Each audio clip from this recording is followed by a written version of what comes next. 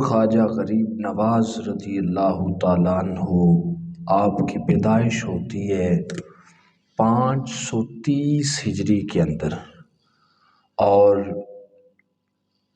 14 رجب بنتی ہے، اور بعض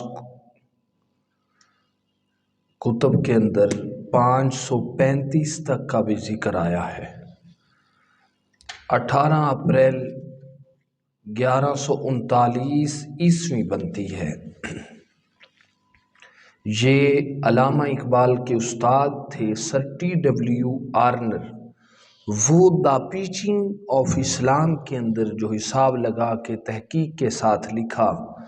باقی شیخ عبدالحق محدث دہلوی نے اخبار الاخیار کے اندر، سیر العارفین کے اندر، دیگر بہت سی کتب کے اندر تذکرہ نگاروں نے تذکرہ بیان کیا، اور 2 روایات ملتی ہیں آپ کی پیدائش پر حضور خواجہ غریب نواز رضی اللہ تعالیٰ عنہ۔ ایک روایت کے مطابق آپ کی پیدائش ایران کے صوبہ اور علاقہ سیستان میں ہوئی۔ سیستان میں ایک گاؤں تھا ہرات کے قریب، اس کا نام تھا سنجر۔ سیستان بڑا علاقہ تھا، اس کے قریب یہ سرسبز شاداب سنجر تھا، جس کی وجہ سے آپ کو سنجری بھی کہا جاتا ہے۔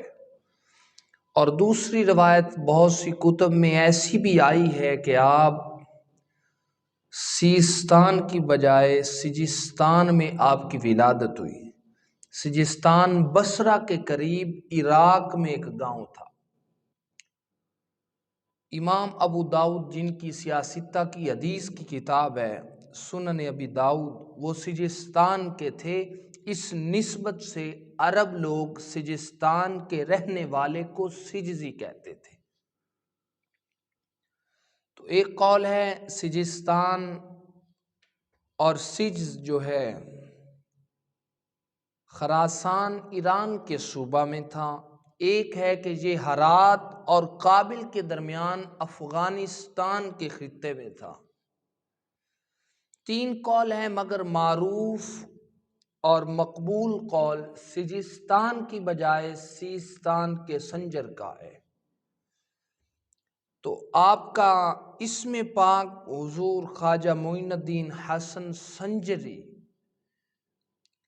اسم پاک جو سنجری نام ہے اس کے اندر، تو یہ اسی نسبت کی وجہ سے ہے کہ آپ کی ولادت سجستان کی بجائے سیستان کے سنجر میں ہوئی۔ تو حضور خواجہ غریب نواز رضی اللہ تعالی عنہ آپ والدین کی طرف سے نجیب الطرفین سید ہے۔ آپ کی والدہ محترمہ جن کا شجرہ نسب حضرت امام حسن مجتبی کے ساتھ کچھ واسطوں سے جا کے ملتا ہے، اور والد گرامی جن کا شجرہ نسب حضرت امام موسیٰ کاظم کے ساتھ 8ویں پشت میں جا کے ملتا ہے۔ 8ویں پشت میں امام موسیٰ کاظم کے ساتھ آپ کا شجرہ نسب جا کے ملتا ہے۔ آپ کے والد سید غیاث الدین الحسینی، آپ والد محترم کی طرف سے حسینی سید تھے اور والدہ محترمہ کی طرف سے حسنی سید تھے۔ جس طرح حضور غوث اعظم نجیب الطرفین سید ہے، اللہ رب العزت جن کو بہت بڑا بنانا چاہتا ہے، ولایت کا شہنشاہ بنانا چاہتا ہے، اولیاء کا سلطان بنانا چاہتا ہے، پھر ان کو دونوں صوتوں سے سیادت کا فیض بھی عطا فرما دیتا ہے۔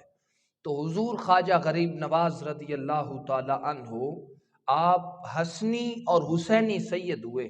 آپ کے والد گرامی سید غیاث الدین الحسینی 15 سال آپ کی عمر مبارک تھی جب ان کا انتقال ہو گیا۔ جب آپ کے والد محترم کا انتقال ہوا، آپ یتیم ہو کے در یتیم ہو گئے، گوہر نایاب ہو گئے۔ ایسوں کو جن کو بہت بڑا بنانا ہوتا ہے، حضور علیہ الصلوۃ والسلام کی سنت پر عمل کرایا جاتا ہے، جلد سائے اٹھا لیے جاتے ہیں۔ تو حضور خواجہ غریب نواز رضی اللہ تعالی عنہ 15 سال آپ کی عمر مبارک ہے، والد گرامی کا سایہ سر سے اٹھ گیا تو باپ کی وراثت میں سے آپ کے حصے میں ایک باغ اور ایک پنچکی آئے، ایک باغ اور ایک پنچکی، سونے کا چمچ لے کر پیدا نہیں ہوئے۔ یہ انبیاء کی سنت ہے، آقا کریم کی سنت ہے، اکابر اولیاء کی سنت ہے، اہل بیت اطہار کی سنت ہے، صحابہ کرام کی سنت ہے۔ باغ اور پنچکی لے کر گھر کا خرچ چلانے لگے، اور مادر زاد ولی تھے حضور خواجہ غریب نواز رضی اللہ تعالی عنہ۔ تو حضور خواجہ غریب نواز رضی اللہ تعالی عنہ، مگر پھر مادر زاد ولی کو تربیت کے مراحل سے گزارا جاتا ہے۔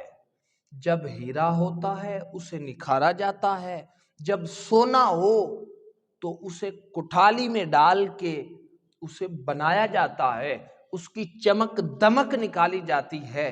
اور ایک دن آپ اپنے باغ میں کام کر رہے تھے، ایک مجذوب حضرت ابراہیم کندوزی ان کا گزر ہوا، وہ آپ کے باغ میں تشریف لائے، آپ نے ان کی مہمان نوازی کی، انگور پیش کیے تو حضرت ابراہیم کندوزی پہچان گئے کہ جوان مادر زاد ولی ہے، تو آپ بھی پہچان گئے کہ بزرگ جو ہے یہ مجذوب ہے۔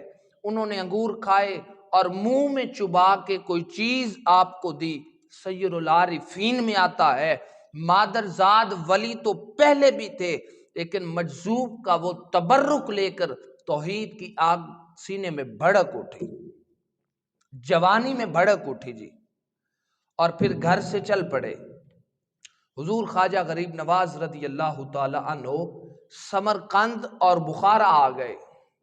جن لوگوں کا یہ خیال اور خام ہے کہ یہ اولیاء، خاص طور پر حضور خواجہ غریب نواز رضی اللہ تعالی عنہ، حضور خواجہ قطب الدین بختیار کاکی، حضور خواجہ فرید الدین گنج شکر، حضور خواجہ نظام الدین اولیاء محبوب الہی، جن لوگوں کا یہ خیال خام ہے کہ یہ اولیاء، کل اولیاء تمام طرق کے، جن کا خیال ہے ان کی زہد، ریاضت، عبادت، مجاہدہ، کرامتیں تو ہوتی ہیں مگر حدیث میں، تفسیر میں ان کا مقام کو بلند نہیں ہوتا، تو وہ لوگ سن لیں، خدا کی عزت کی قسم اٹھا کے یہ بات کہہ رہا ہوں کہ یہ مغالطہ دور کر لیں، یہ کل اولیاء ائمہ حدیث بھی تھے، آپ فقیہ بھی تھے، حضور خواجہ غریب نواز محدث بھی تھے، آپ متکلم بھی تھے، امام عقیدہ بھی تھے، علوم ظاہری کے بھی امام تھے اور علوم باطنی کے بھی امام تھے، اور سمرقند اور بخارا آ گئے، وہاں ایک زمانہ گزار کر علوم ظاہریہ میں تکمیل حاصل کی، صرف نہ پڑھی، فقہ اور اصول فقہ کی کتابیں پڑھی، اصول اور اصول حدیث کی کتابیں پڑھی، اصول اور اصول تفسیر پڑھی، کل علوم دینیہ، شرعیہ، ظاہریہ میں تکمیل حاصل کی۔ مولانا حسام الدین ایک نام آپ کے استاذہ میں ملتا ہے، اور ایک مولانا مشرف الدین آپ کے استاذہ میں نام ملتا ہے، بیشتر نام تفصیلات نہیں ملتی، مگر سال ہاں سال گزار کے آپ نے تمام علوم دینیہ، شرعیہ، ظاہریہ میں تکمیل حاصل کی، اور اتنی تکمیل حاصل کی، میں بتانا چاہتا ہوں سید ہاشم فتح پوری وہ بیان کرتے ہیں، انہوں نے کتب خانہ آصفیہ کے اندر اپنی آنکھوں سے ایک محدث کا قول لکھا دیکھا، وہ لکھتے ہیں حضور خواجہ غریب نواز رضی اللہ تعالی عنہ 3 برس تک مدینۃ المنورہ کے اندر، مدینۃ الرسول کے اندر درس حدیث دیتے رہے ہیں۔ تو اب معلوم نہیں کتنوں کو یہ خبر معلوم ہوگی، میں بتانا چاہتا ہوں خواجہ غریب نواز عطائے مصطفیٰ ہندوستان درس دینے بعد میں آئے، وہ محدث مدینہ ہے۔